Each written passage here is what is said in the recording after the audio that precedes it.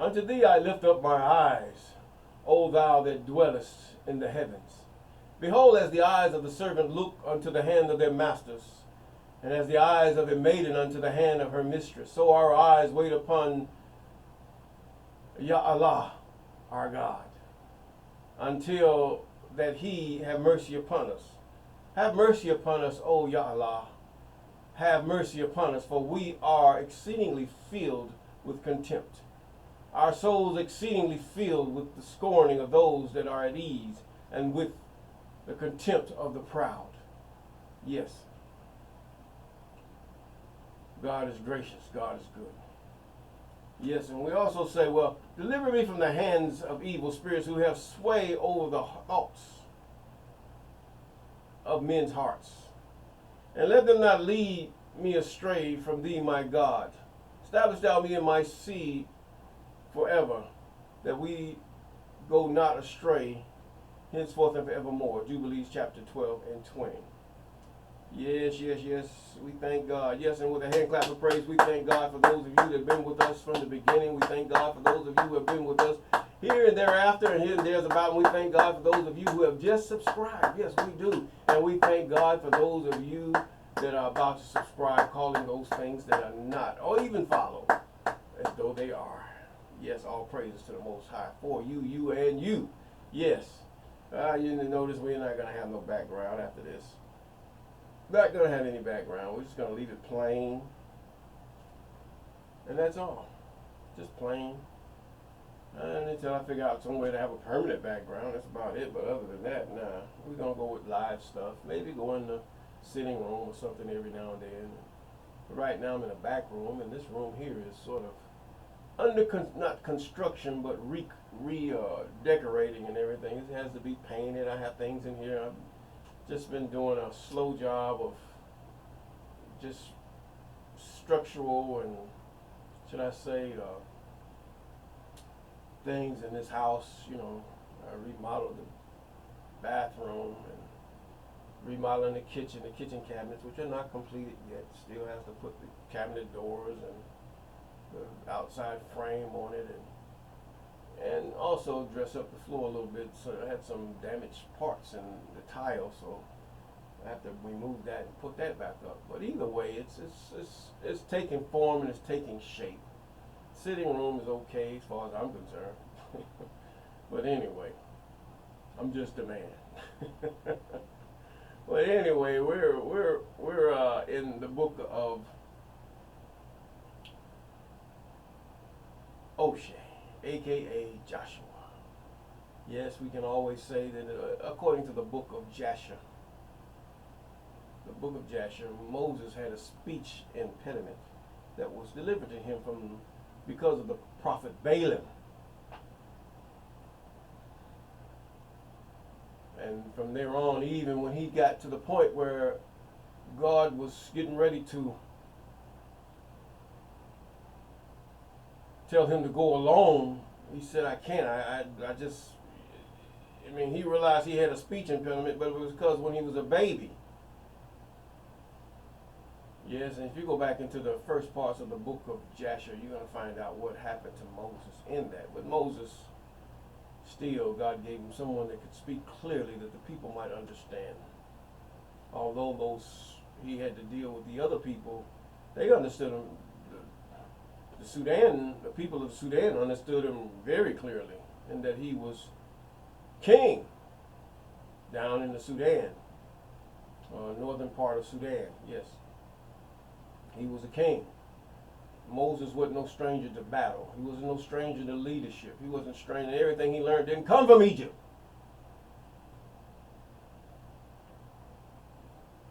I keep telling you, some of you don't get it. Egyptology is devil worship. When you get to the point where you blaspheme God, and you hear even some people that call themselves followers of the Most High, even our Creator, they try to attribute the things of God to him having a wife. They worship the woman. Also, the woman worships the man. We shouldn't worship either one. But a woman should honor her husband, and a husband should love his wife, or wives. Each one has their own simple relationship with that man. Not that the other one should be jealous or anything, but the fact is, these women understood. And we're going to cover all this as we go through the rest of these chapters or books in this series of holy books. Now, we're in Joshua or Oshea chapter 19, I believe that's 19. This 19, let's go back to 18 to see what happened here. Yes, okay, we got that right. Alright, we're in 19 now. I think I am, yes. Yes, am I in 19? I should be in 19.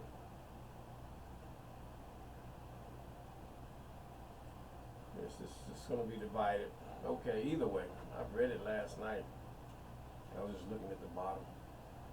And it says now, I've read it for years though. About know what it says, but I had to make sure of myself. In verse 19 and verse 1. Verse 19 and verse 1.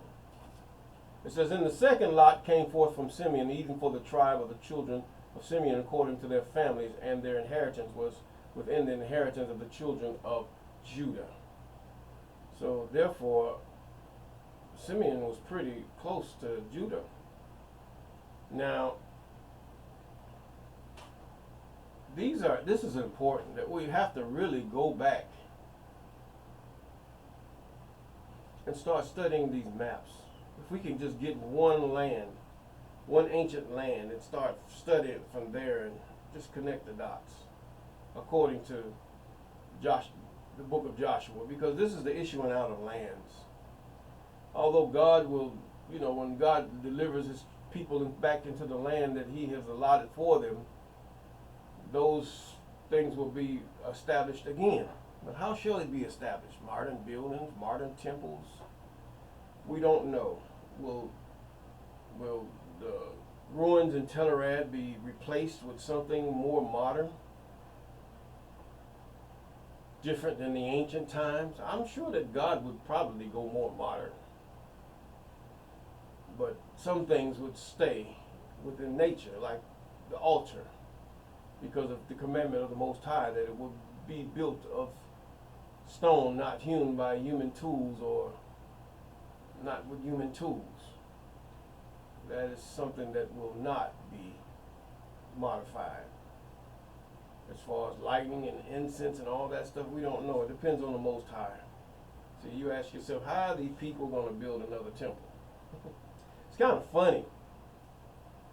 They're going to have lighting in there, man-made stuff, whereas in the old temple, all they had was oil lamps. It was very simple. If you go back to the last video we did about, with the picture of the fallen temple, that was the temple right there.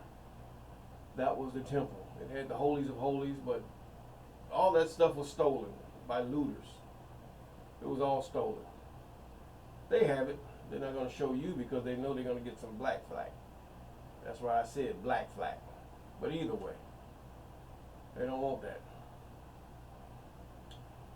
It says, and they had an inheritance, Beersheba and Sheba and Molada. Sheba. What does that word Sheba mean? There's always Bathsheba. She's always taking a bath. There was a bath before Sheba, a bath. It's kind of make you think it's a fictitious name. Because I believe that we have to, I'm going to put a tidbit in your ear. Some people say, well, how was the wife of, or Jesse's mother, how was she not a Moabitess? One thing that popped into my head was just, she told Ruth, Ruth told, when she married Boaz's sister, Ruth told Boaz, your God will be my God, your people will be my people. So apparently this gives us an indication right here that she was not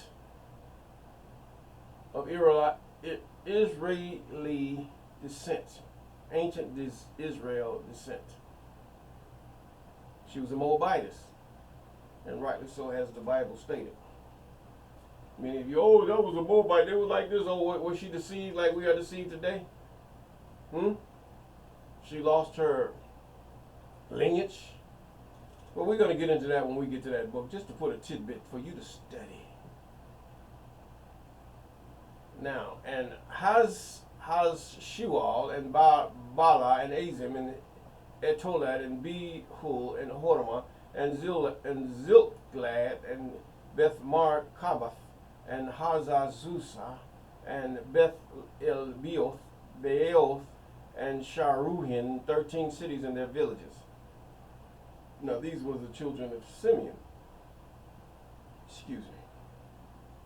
Ain, Rimmon, Ether, and Ashan, and 4 cities of their villages, and all the villages that were around about these cities to Baalath Beer. In other words, these were pagans.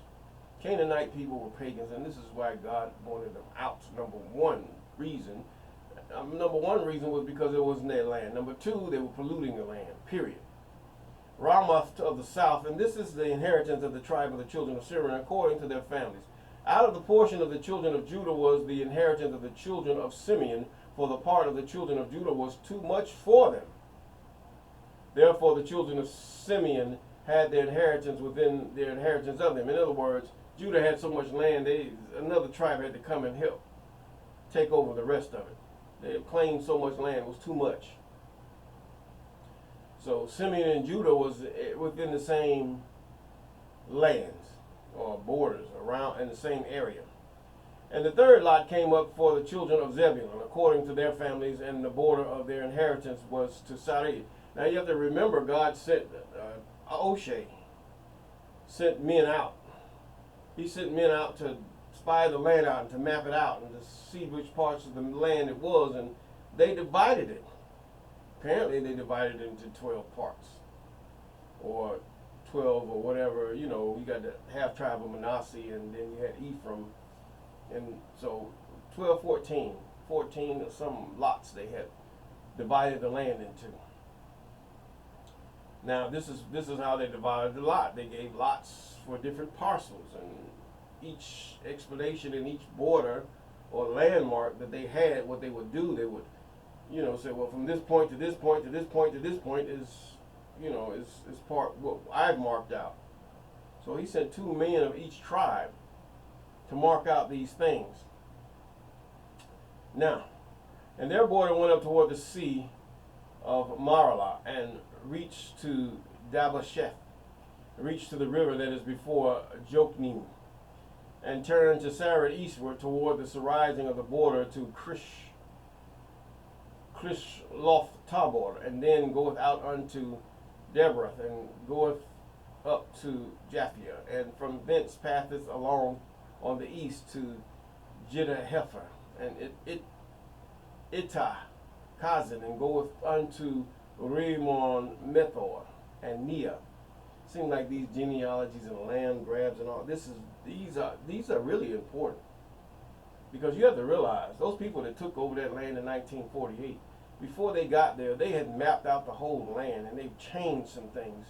And they read the Bible. I'm sure they read the Tanakh and all these other things to try to figure out how would they distribute this land, and how would they deal with this land in a way that is believable that they are the imposters, to be saying that they are the real people. But the real people are exiled, scattered from one end of the earth to the other, just scattered and forgotten and looked down upon. But when the heathen finally come to their realization that, all this time we hated them folk. We hated those of darker hue and curly hair and nappy hair and big noses and all this other stuff. We hated them. Come to find out, they were the ones that really had favor with God because of Abram. Not because of you, Israel. I'm talking to you, really, Israel. The real Israel. Whether you know you are or not. It was because of Abram Now, when we follow Abram, we win God's favor again. And that we obey God's commandments, statutes, and ordinances. When we obey God, when we follow the way of Abram, we start to look like Isaac and Jacob. In other words, we love our God more than we love our own lives, our mother, our brother, our sister, our sons, our daughters. We love our Creator. This is what God was proving when He proved Abram before the Satan. And all of them were looking along. He knew what they were about. You consider my servant Abram. Did they get that from the Job? No. For Job was also in the time of Moses. Yes, he was. Job was in the time of Moses. No. Let me get that correct. Job was in the time of Abram. Job was in the time of Abram. Job was an Edomite, to tell you the truth. But some of us, we vaguely read these books. Should I say, Jasher, the book of Enoch, Jubilees. We don't read those because our Christian masters told us that's no good. But God preserved history that you might judge whatever is written through the law, ordinances, statutes, and commandments of the Most High. That you might judge it, to know whether it's true, to know whether it's holy, and that it is part of the history that God would want you to know. You got to call it as it is. Although there's a lot of lies in this thing, why is they so much lied and hostile against the holy writings of the Most High? Or even the law thereof. They can't disprove the laws, but they can sit up there and disprove everything. If you notice, they're disproving everything else. And some of them they're so backwards, they don't even know what they're talking about. They're questioning God on stuff that they don't even understand. They're not trying to understand God. They're trying to understand their own agenda. That's what that is. Now, let's continue. All righty.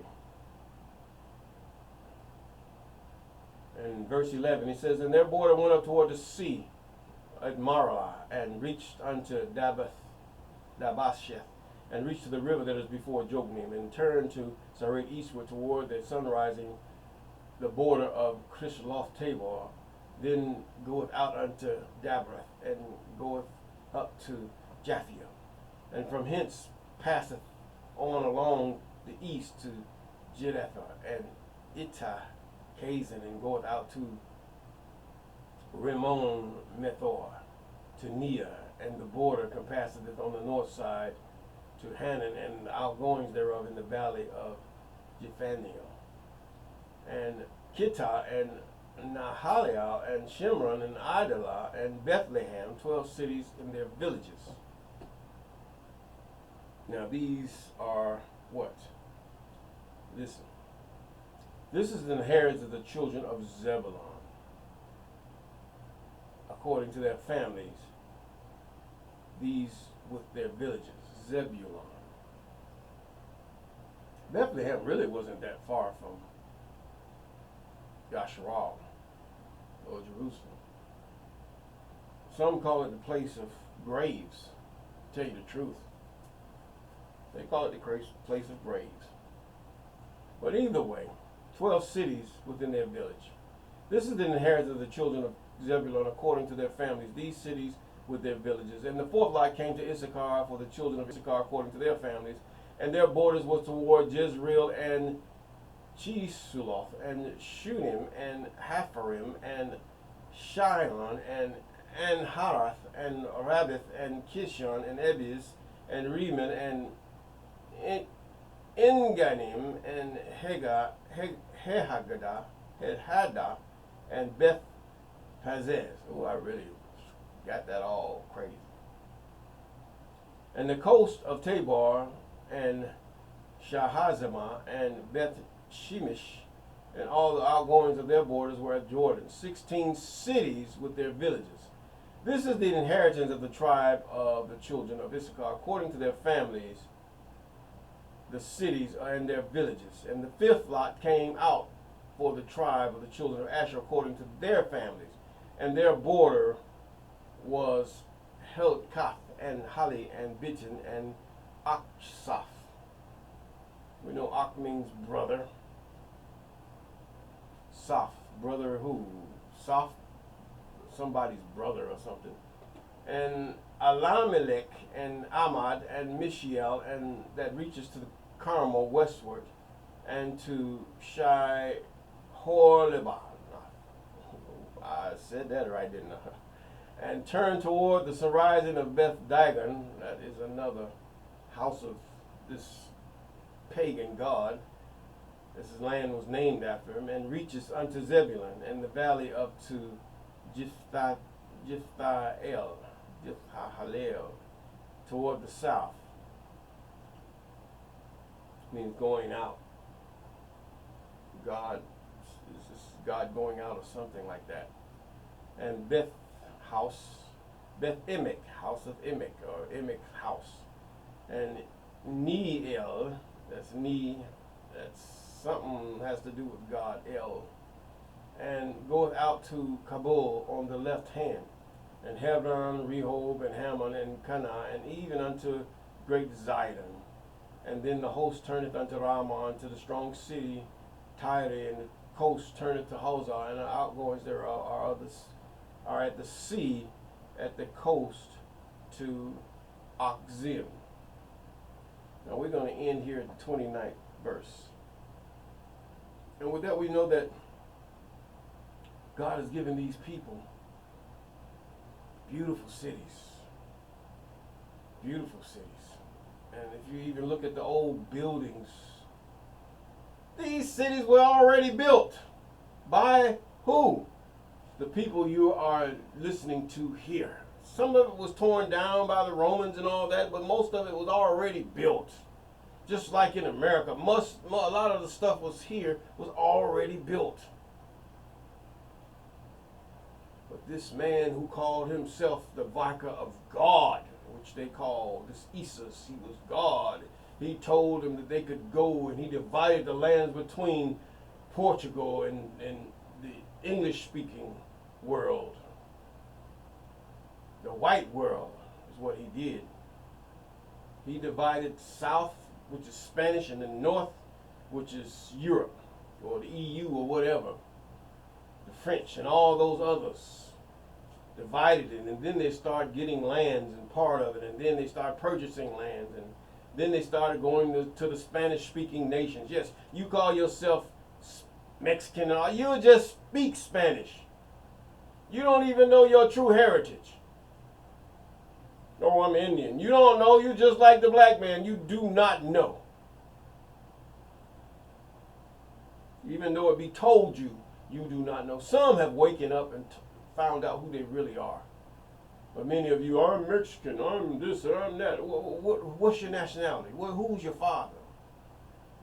Because many nations are named after the one who first, just like Israel or Jacob, the children of Jacob. A lot of them are named after their father, or they're named after their gods. Come on here. Let's call it like it is. Let's call it like it is. So therefore, know who you are. Understand. I mean, get used to this genealogies. Get used to, why would the New Testament even tell you forget about these genealogies and stuff? Why would it tell you that? Then you get the book of Luke, and he screws it all up, or whoever wrote that thing. They screw it all up. They get down to a certain person in the lineage of, they say Joseph, and then you got the Christians come back lying, saying it's Mary's genealogy. See, this is why I say they ditched God, the masculine, for the feminine. That's what they did in the New Testament. If you think about what I'm saying, Joseph was hardly even mentioned in the New Testament. That let you know how the falsehood of it. So many don't see this because many of you are feminists. Even some of the men, they're feminists. You're pagan. So with that, we're going to say peace.